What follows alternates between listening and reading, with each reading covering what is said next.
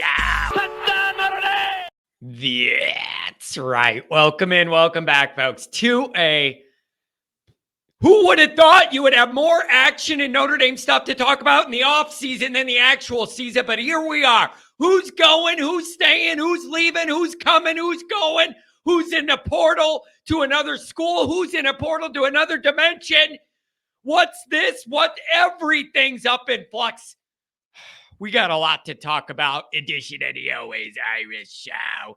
As always, you can find the program on YouTube. Do it. Subscribe if you haven't yet. Appreciate it very much. Give the video a thumbs up. That helps Johnny out as well. Notifications on there where you alerted every time a new episode drops. I know you don't want to miss it. Twitter. Search bar Always Irish. Rat. Always Irish Inc. Emails alwaysirishnd@gmail.com. Audio only anywhere you want it. You can get it in the call-in lines. You know them.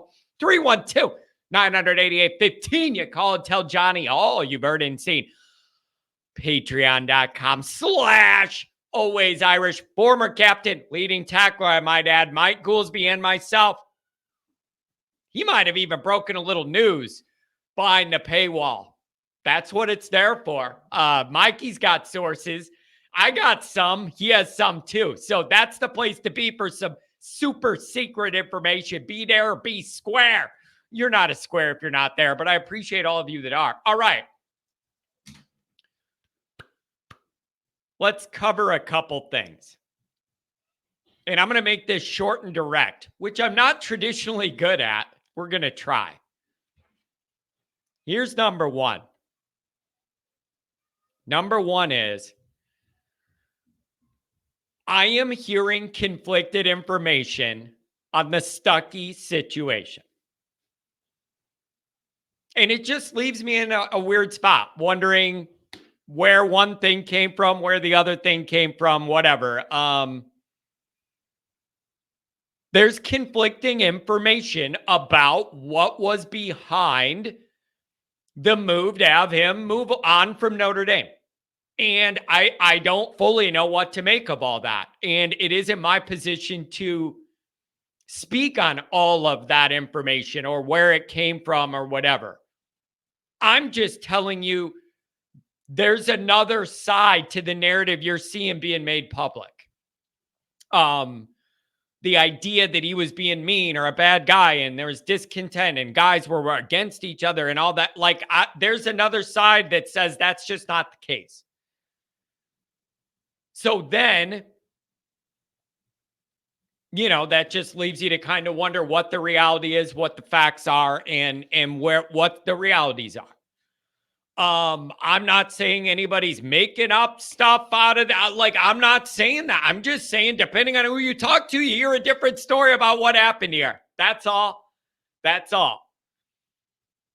And so, to be fair to everybody involved and Stuckey, because he's getting dragged on Twitter, and I'm hearing things that don't line up with that, I just wanted to throw that out there. That's all. And so, take that for what you want. I don't know. In regards to, so I don't know what the deal is with that. In regards to like Tobias transferring, like that can't surprise anybody. There's nobody here that could say they're surprised by that. It's been clear that the guy's so frustrated and that it hasn't been working out for him. The writing was on the wall on that one. And so that doesn't surprise anybody. It shouldn't if you're paying attention. The Tyree one hurts. The Tyree one hurts. He ended up having the best connection with Hartman, the only like go-to dude over the course of the whole season. By the way, he's like one of the only guys that stayed pretty healthy out of that group all year too. So that hurts. I don't know, man.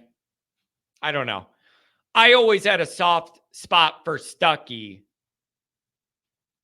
because I felt like he inherited an absolute dumpster fire. When the Freeman regime came in and Stuckey was the wide receiver guy, I was saying that guy just inherited the toughest assistant job on the staff because the cupboard is really near bare. And you don't have upperclassmen you can rely on, that are game changers. You just don't have depth. You don't have anything you need, really. And so I always graded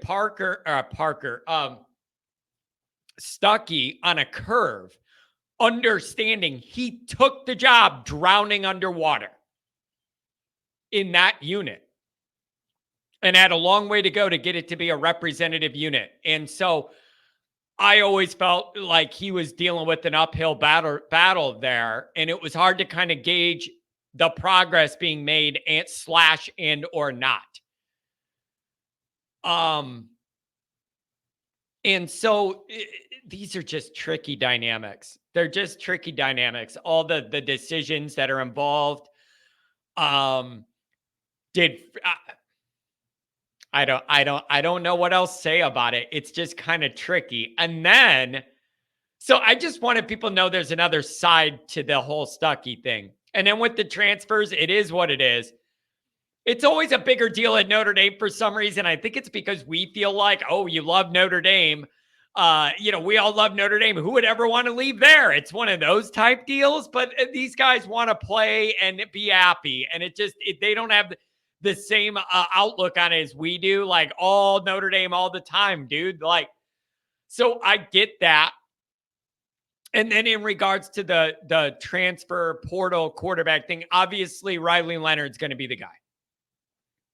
Like people are already tweeting that like Notre Dame's Notre Dame, that's going to be the guy.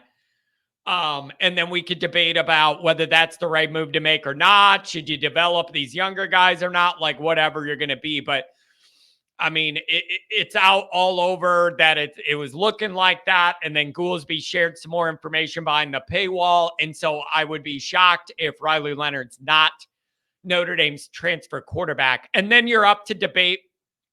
Should you develop the younger guys? What does this force another guy to transfer? What's the ceiling with Riley Leonard? Is it higher than the ceiling would be with Hartman? Like you have all of that then that you need to start talking about. But I think everybody around the sports just kind of building in and figuring Riley Leonard's going to end up Notre Dame's guy. And then I still just think at some point, it would behoove Notre Dame and be in their biggest benefit to try and genuinely develop a younger guy, start with them, ride with them for a few years. I just think that's the natural path to stability for Notre Dame. And maybe they feel obviously like they're not there yet. And I'm hoping when we get into the lineup of Deuce and Carr, and like they seem to be at a different kind of physical gift level than the rest of the room. I'm hoping when we get into that window, that's where you can hitch a wagon to a younger guy, literally develop for a few years together with the other pieces. I think people are just getting a little stressed out with like you have this quarterback lineup and what year they are, and then you do this and it messes that apple cart up, and you're unsure if that's the best move to make or the worst move to make. Some people struggle with if you bring in Riley Leonard or something, or if you brought in Hartman on a one-year deal, but then a guy younger that has a bunch more years leaves because he's mad about that. Is it worth having like the 1 year of the older guy Hartman, but you're giving up multiple years of development of another guy? Do you look at those the same? Do you value one more than the other? And I also think this. I feel like there would be some people in this fan base that were all about the Hartman thing, and it didn't quite go as well as anybody wanted, and they're not thrilled about it. And now they're kind of soured on the transfer thing, being like, we just did that last year. Still ended up with 3 losses. Can we just develop our own shit and try it that way? I'm telling you, man, nothing in Notre Dame is easy. Just everything has 5 layers into it. Like nothing is straightforward. Everything's connected to 5 other things. There's all these moving parts. It's just a lot. In college football is a lot. And the modern era has added more on that plate of a lot. But man, there's just a lot of decisions to make, and how one connects to the other and knocks down that domino and then that domino. And it's a tangled web. And you just got to be careful how you do all this stuff, you know? And it's just, you want this all to take shape and take form and just be have a little more stability in the program than it feels like we have overall, with some of the pieces and the movement and even the play up and down, up and down. Like, there's just a lot of instability around that everybody would like to see leveled out and calmed out.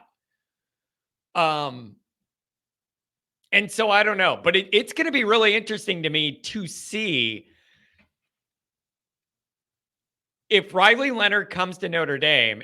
I want to see how people react compared to how they react to getting Hartman. I guarantee it's going to be a little different vibe. People feel spurned by the portal. I think they were all hoping, and so was I, that Hartman would come in here and he wouldn't lose 3 games. And now you did that, and you did. And now I think people are going, all right, can we develop our own guy now? Like, it's like, that didn't work. Let's go back to that. It's just always the next thing here. Always the next thing. Always the next thing. So I don't know, you guys. It frustrates the living hell out of me that people see, and I seem to care and be more way invested and interested in all this drama that happens right after our game. There's been way more energy and focus on Notre Dame football by our own fans the last 2 days of this drama than there was the last 3 weeks of the actual damn season. And that frustrates me. And that's not our fault, the media fault, or the fans' fault. It's Notre Dame's fault. If you didn't lose 3 games, we'd be more invested. But I'm just saying, it does frustrate shit out of me that there's been way more energy on this than there was for the last quarter of our season. That's frustrating. But that's the way it goes, man.